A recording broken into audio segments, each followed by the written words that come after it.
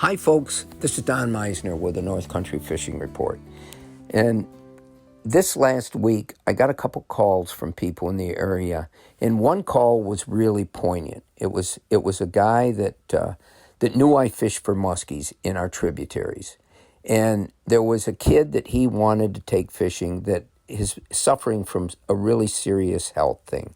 And his dream was to be able to catch a muskie.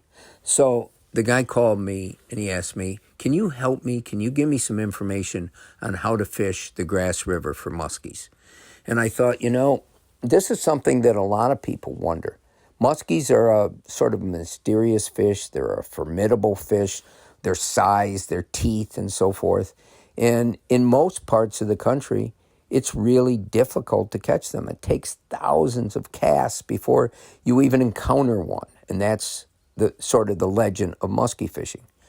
But for people that want to come up here and fish our tributaries, I can tell them, and I told him what I would recommend. I'm going to tell you right now how I would suggest somebody go out and fish for muskies. Now, if you want, you can use great big heavy tackle, a big sturdy heavy rod and thick strong line and a big bait, because muskies are a huge fish and they're going to attack anything smaller than them.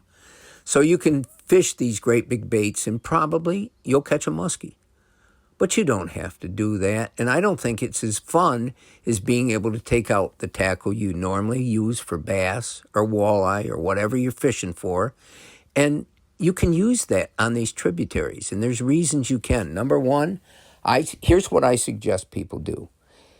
Fish the shoreline. In the summertime, these muskies in the tributaries. When I say tributaries, I'm talking about the streams that flow into the St. Lawrence River, the Grass River, the Deer River, the St. Regis River, the Racket River, the Oswegatchie River. There's so many of these really famous streams. And all you need to do is, these muskies are going to lay next to the shore waiting for frogs. Just use something 3 to 4 inches long is plenty big enough, because that's the size of most of the frogs that are going to be hopping, or most of the bait fish. And try not to use weight. The way we fish it is to use a single hook and have the tip of that hook pretty much buried in the soft plastic, whether it be a frog or a paddle tail.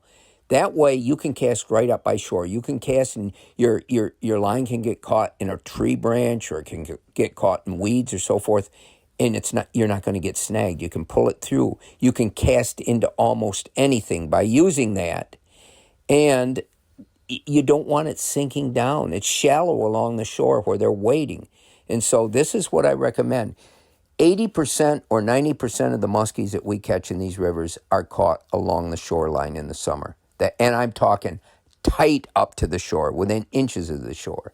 So this is what I recommend. You can choose any section of the river, take your favorite bass rod and some either frogs or horny toads or something like that, some soft plastic bait with a single size 5/0 hook. That's the size you want to use.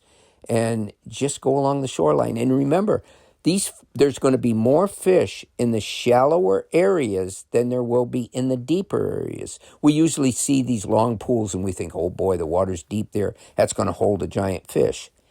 And it may, but that fish may only be there for certain periods to rest or for comfort or whatever, because in the shallower water, there's more oxygen, there's more food for them, and they're going to go where the food is. They're going to go where all the bass are hanging out, or where the redfin suckers are hanging out. Or they seem to like bass, though. Muskies really do. So go where you would fish for bass, and you'll probably catch a muskie. And I can tell you, this is the simplest advice I can give you.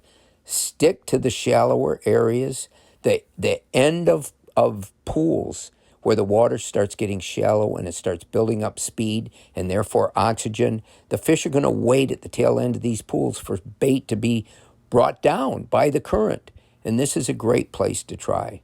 But you don't need exotic heavy tackle. Sure, it'd be fun to use it maybe, but you don't need it. Just take what you have, and boy, I'll tell you what, if you can spend all day fishing some of these stretches, and it doesn't matter where you go. There's going to be better areas than some are going to be better than others. But most of the regions of any of these rivers have populations of muskies. Until next time, folks, this is Don Meisner with the North Country Fishing Report.